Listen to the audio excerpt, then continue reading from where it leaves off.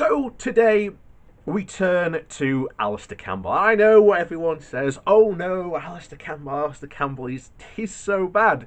And yes, there is certainly a lot of bad. You can talk about Alistair Campbell. However, I've said this numerous times before. What Corbyn needed, and what even Starmer needs now, is his own version of Alistair Campbell.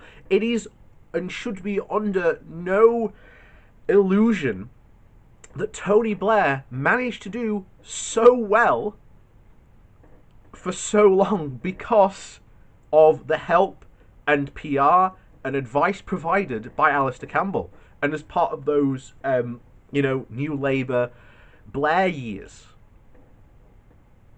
Like it or not, he did provide some very substantial help. So I think that even listening to him on this, I think he provides, somewhat very worthy advice. And yes, we do go over the New European, which is Alistair Campbell's newspaper, quite often. But I know a lot of people like, ooh, Alistair Campbell. But that's beside the point. But we'll get into what he's got to say here first. But before that, please do remember to hit the like and share button. And of course, down below there are links to my Patreon page and a one-off donation link. And thank you very much to the people who not only press the like and share buttons, but also help support me down below on my Patreon page and that one-off donation link as well. Your support is very, very much appreciated. Now, on with the article. So, it is obviously, as you may or may not know, it is very likely that sooner or later there will be some sort of vote on whatever deal, if not some sort of no deal that will happen. And the argument within Labour is, what should we do? And my view, very much of my personal view in this, before we get into everything else, is Labour should just completely abstain. It shouldn't vote for, shouldn't vote against, it should just abstain. Meaning that regardless of whatever happens, Labour cannot be blamed, because no good is going to come out of going forward with whatever Brexit deal Boris brings to the Commons.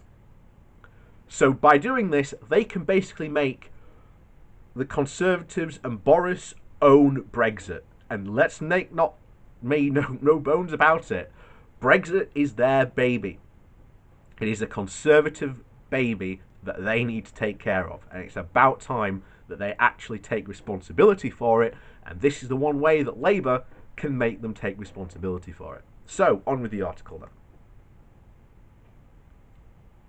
So, obviously from the New European, and it's why Labour must not fall into the Brexit trap. Greetings from the depression front line. There is a lot of it around. Mine, and judging by my inbox and random encounters on rare sorties out of the house, plenty of other people's too. Being out there as a mental health advocate does seem to mean complete strangers share their stories with me, sometimes in the most bizarre places. Like Totteridge Lane. I was out on a long bike ride, trying to chase the blues away. Alongside me, a cyclist not much younger than I am, never good for the mood being overtaken by a fellow oldie on a much cheaper bike, who spotted me, slowed, and launched straight in. Sorry to hear you're struggling, he said. He'd seen my tweets. It turned out his big worry was his elderly father, who was living alone, shielding, and whose underlying depression had got worse, and a daughter who was struggling with anxiety, and that had also gotten worse as well. Mind you, he said, there's a lot of depression about. It's not always the case that awful external factors automatically mean a downward plunge and vice versa. I was depressed on May the 2nd, 1997, which I will always resent, not being able to join in the wave of euphoria that greeted New Labour's first election win.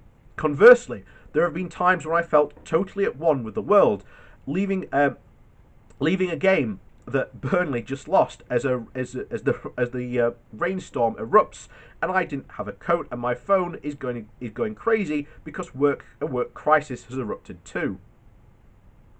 That being said, my cycling companion has a point. My cycling companion has a point.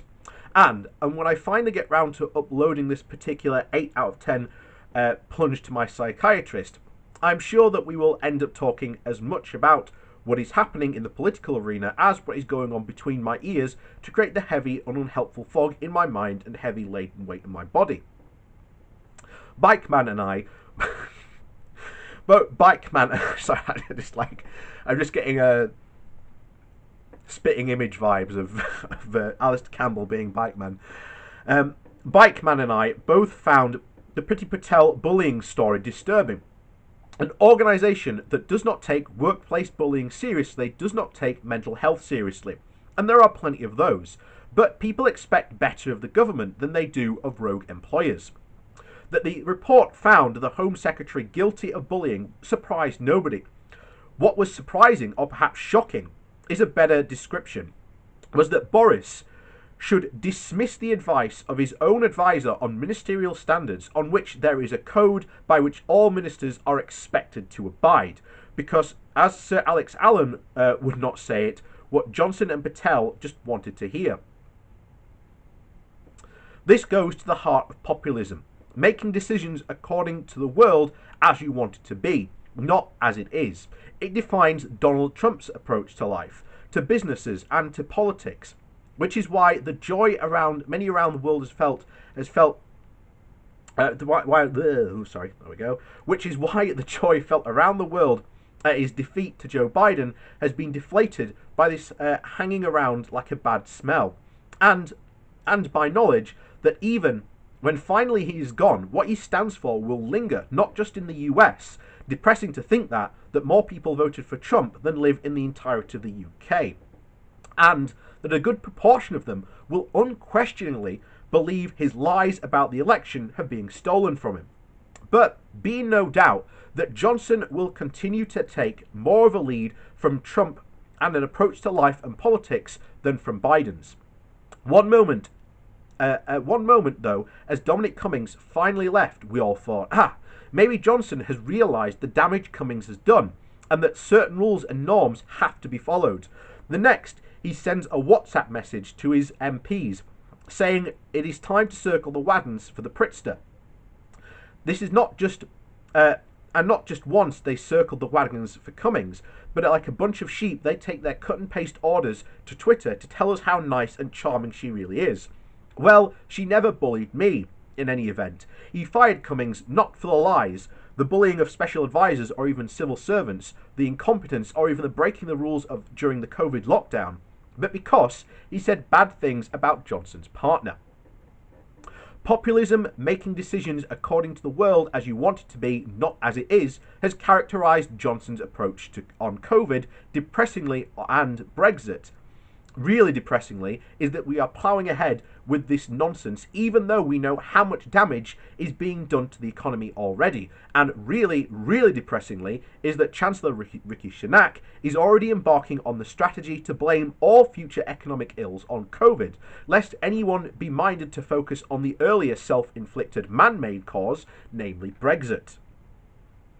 Sunak enjoys, however, a better reputation than his colleagues, simply not by being Alok Sharma, Matt Hancock, Gavin Williamson, Dominic Raab, Michael Gove, Jacob Rees-Mogg or Robert Jerrick. My God, is that a depressing line for a cabinet talent, or what? But he seems an ardent believer in the right-wing devil-take-the-hindmost view of the world as any of the rest of them.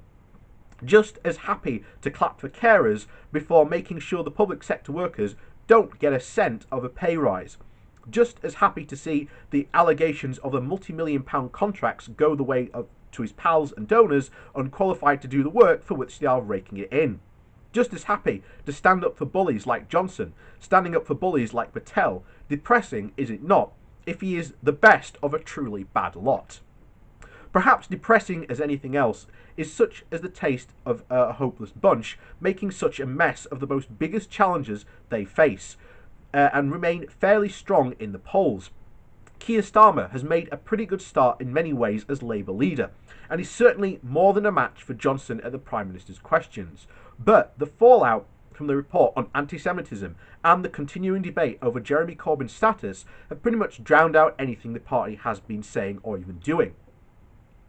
I've also had some pretty disparaging conversations with frontbenchers and backbenchers about Labour's stance on the Brexit deal that the government will almost certainly get, and which both they know and Labour know, despite the hoopla in the Brextremist press, it will damage the lives and the livelihoods of all British people. It seems that they are minded to vote for the deal, thinking that not to would be taken as a signal that they prefer no deal. Those in favour of this approach argue that this will show that they have accepted the outcome of the referendum and are prepared to make difficult decisions and to show just how firm of government they actually are. I am wholly unpersuaded that this is the way to show the fitness to govern. It is supporting the least fit to govern the least fit to govern government in our lifetimes. that was too many governs. That. If Labour vote for it, then whatever happens in the future, and both sides know it will be bad, they can co-own the damage. And whatever Labour attack the government on over the consequences, the Tories will be able to say, but you voted for it. We could write whole books, let alone speeches, on reasons not to support the deal the government will reach, and certainly there is more than enough to set out a reasoned amendment to accomplish abstention in the substantive vote on a deal. Johnson's credibility has fallen substantially in recent months. If Labour back a deal that they give him, and there we go. Sorry, just annoying adverts.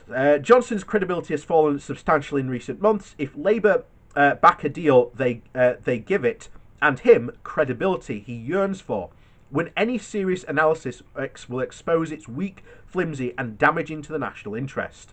Starmer's strength over Johnson is that he is serious and detailed. He is perfectly capable of setting out the rational reasons to oppose both of the fictions and errors that have got us to this point, and the damage to the country of a no deal, and then put the government on notice that while recognising they have a mandate for the deal, Labour will be analysing the impact of the deal every step of the way. Also, a bad deal will create a new right-wing dynamic around divergence. Grove & Co. know this and will happily argue for a deal on the basis that they can turn around and blame the EU for everything that goes wrong with Brexit. It will be, we made a deal in good faith, but it turns out they still want to shackle us, and we won't let Britannia be unbound.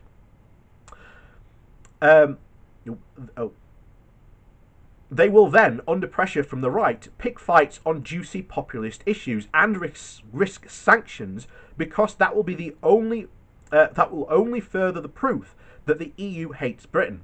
What is Labour's approach to be then? The so-called red wall seats are going to be hit hard by Brexit, as they are being hit hard now from the fallout of COVID. Coming election, Labour are going to have to be able to link this government's failings directly to the challenges the people in those areas face, before even opening the door to them to come back to listen to an alternative. They are not going to thank Labour for having voted for a deal if it turns out to be part of the damage done to their lives. Shared guilt over a disaster is not a good place. The Tories, and especially Johnson, have to be made to own Brexit. Own the lies and the laziness and the catastrophic negotiations that have led to this point. Please, Labour, do not throw him a lifeline he does not deserve.